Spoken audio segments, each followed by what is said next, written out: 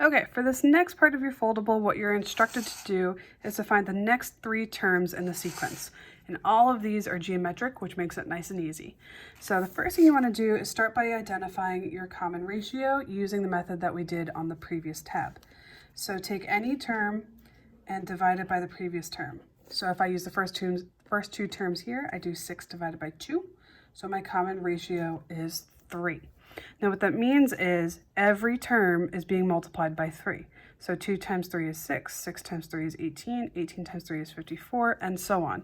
So I can do 54 times 3, and my next term in the sequence will be 162. I could take 162 and multiply that by 3. That gives me 486 times 3 again, and that leaves me with 1,458.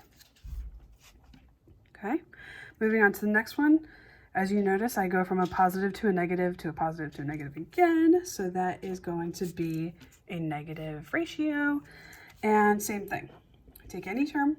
And this one I'll do 8 divided by negative 4, which means that my common ratio is negative 2. So what's happening is every term is being multiplied by negative 2. So 2 times negative 2 is negative 4, and so on. So I can start with negative 16.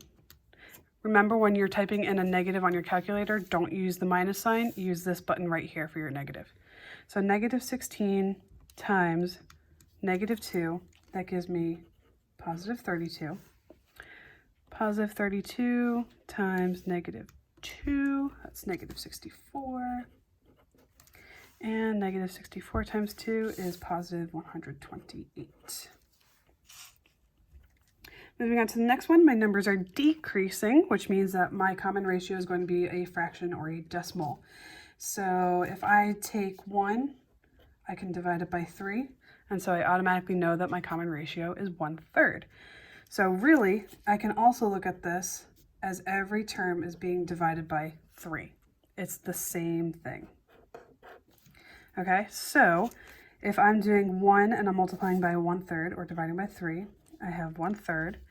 And then I can do, just to show you, 1 divided by 3 in here. I get this long repeating decimal. If I take that and I divide that by 3 again, I get this decimal.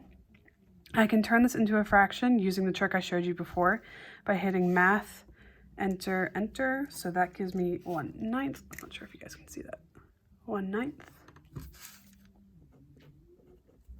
And if I take that and I divide that by 3, I get 1/27th. And I didn't even have to take that and turn it into a fraction. It automatically did it for me. So my last term in my sequence is 1/27th. Here my numbers are decreasing again. It's not as obvious to say what the common ratio is here. So again, take any term you want and divide it by the previous term.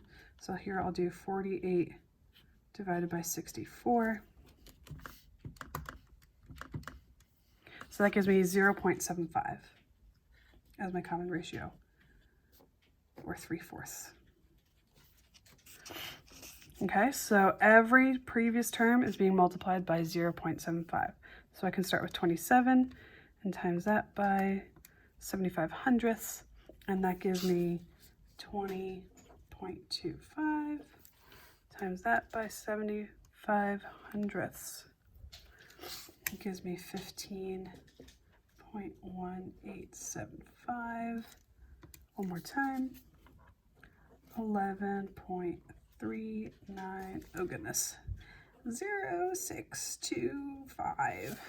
Sorry, 5. I had to write you on the side over there. Okay. Moving on. We have 4 more examples here. Common ratio. Take any number you want. So in this I'll do 1/4 divided by 1/2, and I get 1/2, or 0.5. 0.5. So to find the next term, I can take 1/16, so that's just 1 divided by 16, and I'm going to multiply that by 0.5. And I get this wonky decimal. Again, turn it into a fraction, make things easier for yourselves, and I get 1/32. I can take that and multiply it by 0.5 again, change it into a fraction, and I get 1 over 64. Oops. Change that into a fraction, and I get 1 over 128. Okay, for this one, I can see that my numbers are being multiplied by 5, so my common ratio is 5. So I'm going to take 25, multiply that by 5, I get 125. Just multiply everything by 5. All right, here again, I have my numbers are going from negatives to positives and then back to negatives again. So this is going to be a negative common ratio. So I can look at these, and again, you can do the same trick, but just looking here, I know negative 5 times negative 2 is negative 10, so my common ratio is negative 2. So 10 times negative 2 is negative 20, negative 20 times negative 2 is positive 40, 40 times negative 2 is negative 80. And my last one. So for here, let's find our common ratio. Take any term divided by the previous term. So I'll do 40 divided by 100. And that comes out to 0.4 or 4/10. So that means I'm going to take 40 and multiply it by 0.4 to find my next term. That gives me 16 times 0.4 again. That gives me 6.4. And my last one, 2.56. So that's how you find the following terms in a sequence. If you're given the start of a sequence, you can find your common ratio and find the terms in your sequence that follow.